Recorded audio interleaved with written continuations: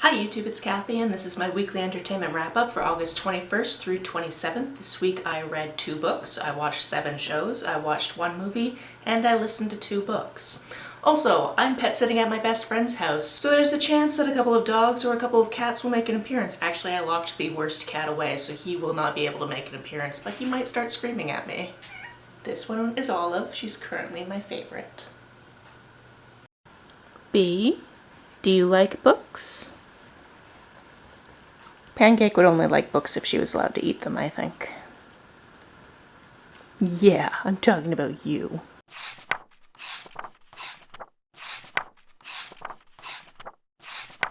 The first book I finished this week is a Dutch novella called We Had to Remove This Post. This book is about a group of characters that work for a third-party company that monitors a certain online site, which isn't exactly named. And anytime a user flags something as being violent or against any terms and conditions, that video or image goes to these people and they have to review with very specific rules as to whether or not it stays up or gets taken down. Our main character soon finds herself in a relationship with one of the other women that works there, and it goes from there.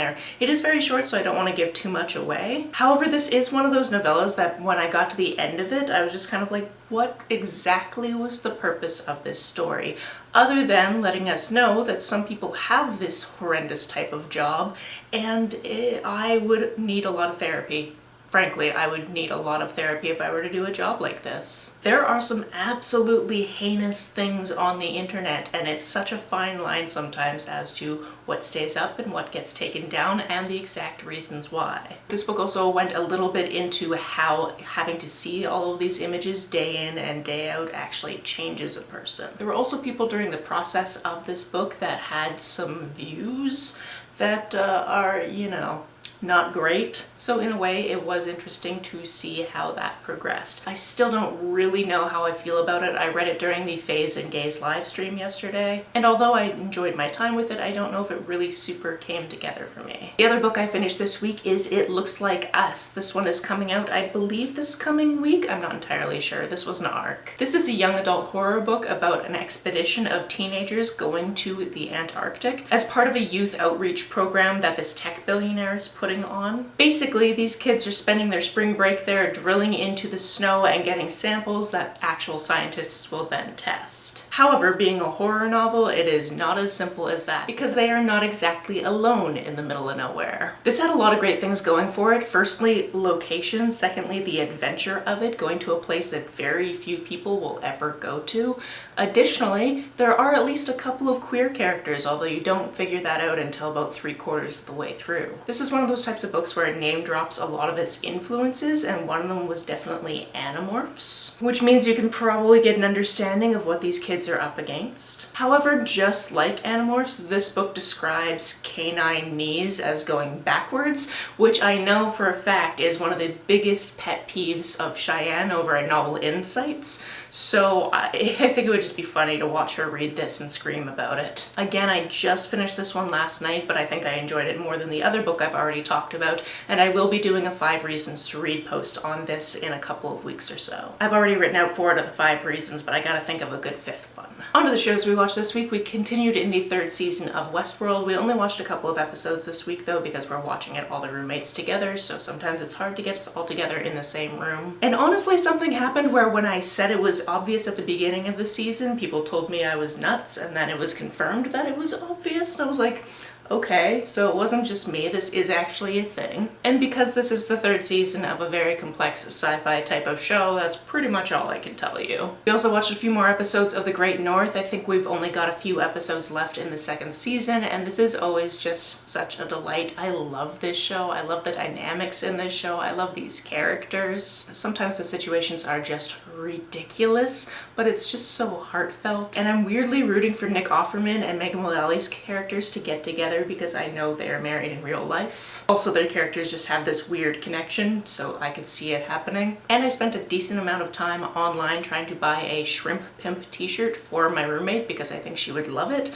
But yeah, shipping to Canada makes it not a thing I think I'm gonna do. This week I started a brand new to me TV series, and that is High Heat. I kind of went on Netflix and I was like, okay, does it have 8 to 10 episodes? But no, it's got 39, so I'm very excited about that. I only watched the first 2, and this is actually a show that has been dubbed into English from Spanish because it takes place in Mexico, where the title is Donde Hubo Fuego, and I hope I'm saying that correctly. The premise I heard about this show is why I started watching it. Essentially, our main character is a stripper who decides to become a firefighter so he can find out who killed his brother. And I was like, well, that's a silly premise, I've gotta watch this. And yes, there are some silly elements to this. There's definitely some very dramatic elements to this. There's also elements that don't make a lot of sense practically. However, I want to keep watching it. I want to keep going, and I want to see if some of these things that I'm like, wait, this doesn't make any sense, actually come around and make some form of sense. Only 2 episodes in, we already have a dead sibling. We have a father coming back that the sibling who is still alive doesn't even know about.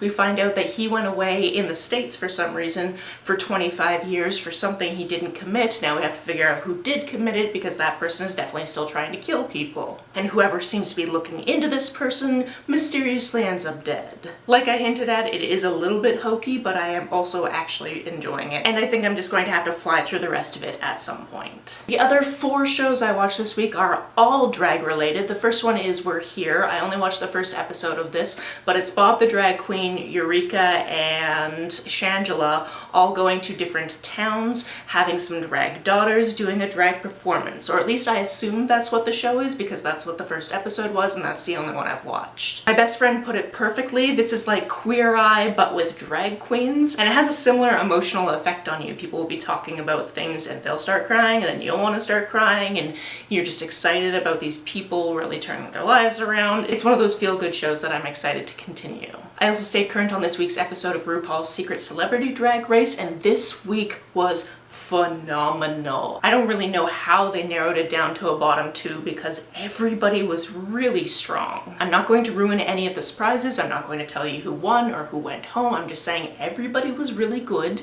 and the person that did go home is somebody I have heard people theorize this person was, so that was interesting. Because honestly, I personally didn't remember what that person looked like because it's been a very long time since I've seen that person. Also, a queen that was kind of for me stepped it up this week, and everybody was just so good. I also stayed current on Canada's Drag Race, and this week's episode was the Rusical. Okay, this is a problem because in my brain it's screaming that both Canada and Down Under were Rusicals, but that doesn't make any sense. What the heck was Canada? Because I know Down Under was the Rusical. I know who went home, which really saddened me because I really liked that queen. I mean, I can really just fill this time with how much I really don't like Fierce, and if she wins, I'm gonna be really upset. Yeah, no, this was definitely the Rusical for Canada. Canada had the Rusical.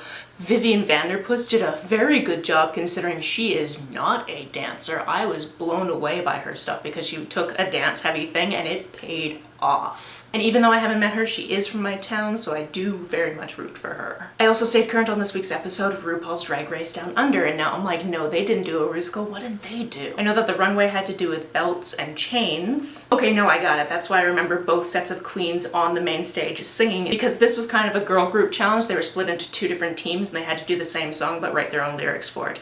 That's what it was. There was definitely one team that was better than the other team, but based on all of those performances, I do agree with who's in the bottom 2. I should really start writing down which episode is which, because if I'm watching 3 episodes of things that are very similar but from different seasons, I haven't had enough coffee to really remember what's going on. Moving on to the movie I watched this week, and continuing my true crime fixation, I watched the 1991 movie Murder in New Hampshire. This is based on a true crime event that has actually been referenced in a lot of things. I just didn't happen to know about this true crime event until now. This movie stars Helen Hunt as a woman who works at a school and has a fixation on a 15-year-old boy and ends up seducing him and getting him and his friends to kill her husband. If this is sounding at all familiar to you and you know your true crime, this is the Pamela Smart case. After the movie ended, I did a little bit of digging, and it turns out that Pamela is still in prison. I think that she's going to be there forever. However, the 2 underage boys that actually went into the house and killed her husband, one of them killed him and one of them was there, as well as the 2 kids that just sat outside in a car and knew about it, All of them got pretty lengthy sentences, but I'm pretty sure all of them are out now because this murder took place in, I believe, 1990. And I believe most of them, even the ones that weren't even in the house, had 20 to 25 year sentences. This is a death that really could have been prevented because Billy actually got cold feet a couple of times before he went back for a third time to actually commit this murder.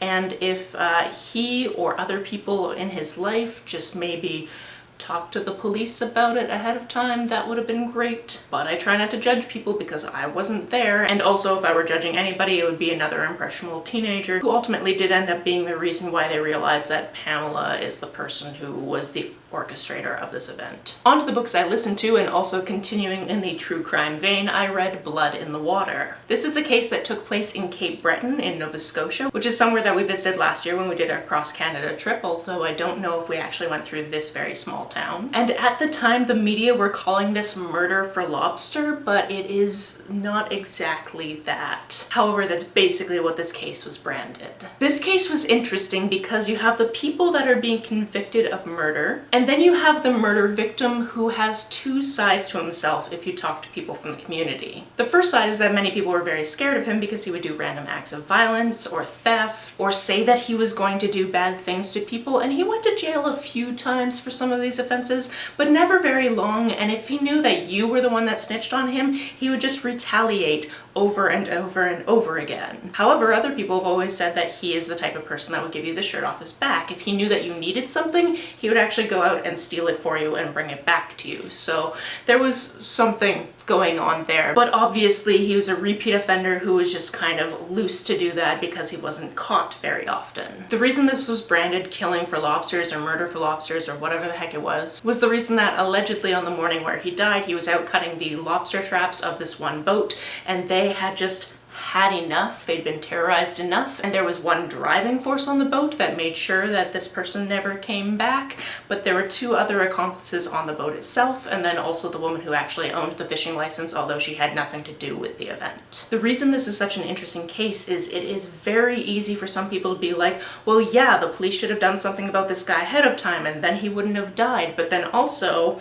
there's no excuse for murdering somebody. But then also these people seem to genuinely think that he was actually going to burn down their house with their kids in it. So what exactly is the truth? It's somewhere in the middle of all of this very complex inner family history. This book also had a lot of history of the area, and I really enjoyed having that amount of context because it brought this richness to the tale where there were things that I had never considered before, and there's naming schemes when it comes to how people name their kids in this area, and the fact that settlers in this area are their own kind of little type of group because of the different people that all mixed together, and then other people decided that they owned this area and took it over, and it went back and forth a couple of times. It's fascinating history. If you're looking for an interesting true crime Canadian case, this is one I would definitely pick up. The other audiobook I listened to is Murder Under Her Skin, which is the second in the Pentecast and Parker series by Stephen Spotswood. Pentecost, I think. The series is kind of an homage to noir novels around the 1940s, except for our main character. Our narrator is Willow Jean Parker. She had a bad time growing up, left home really early, joined the circus for about 5 years, and now she's the personal assistant to Lillian Pentecost, who is a detective who also happens to have MS. Also, Will is a chaotic bisexual, and we love that for her. The way this series is written as though it's kind of memoirs of sorts, Will is looking back on these cases that she had with her boss. And in this particular case, the victim is somebody she actually used to know when she worked at the circus. It was the tattooed lady. The police in the town where this happened, because this is a traveling circus, think they know who did it, but Will doesn't think that's right because that was her old mentor, and she thinks there's no way that he's the one that killed her. I just really hope this author has at least 13 more cases lined up because I want to keep reading these books. I really love Will's narrative voice. She's kind of got this sarcasm to her, and just the way she speaks, and especially in the audiobook, it's also done really, really well, so that might have something to do with it, but just the way this character talks and relays information, I just absolutely love. I also just love that this is historical fiction, but the main characters are either queer or disabled, and they are not racist, and they look down on those who are, and I just really love this. Please, Mr. Spotswood, just keep writing this series. I want to keep reading it for years and years and years. Before I go, I just wanted to mention that this past week I actually did an interview with somebody who owns a literary themed brewery that is new to my town, and I'm just really proud of that interview. Unfortunately, the sound quality isn't the best because we did film it in the brewery and the brewery was open, so there's people laughing in the background, but I caption all of my videos, so you should be able to figure out what we're talking about and geeking out about when it comes to book references and beer titles and the little references throughout the buildings, so please go check that out if you haven't already. That's it for this week. If you've read, watched, or listened to any of these, let me know about it down in the comments below. On the way down to the comments, if you hit that subscribe button, that would be very nice of you. If you don't feel like leaving a comment but want to make sure that I know you were here, just leave me an emoji or a smiley face if you happen to be on your keyboard. Some people have asked if there's a way to financially support this channel, so I set up a Ko-fi account, which is a digital tipping service. The link for that, as always, is down below. You can like and share this as you see fit, and I will see you very soon. Bye!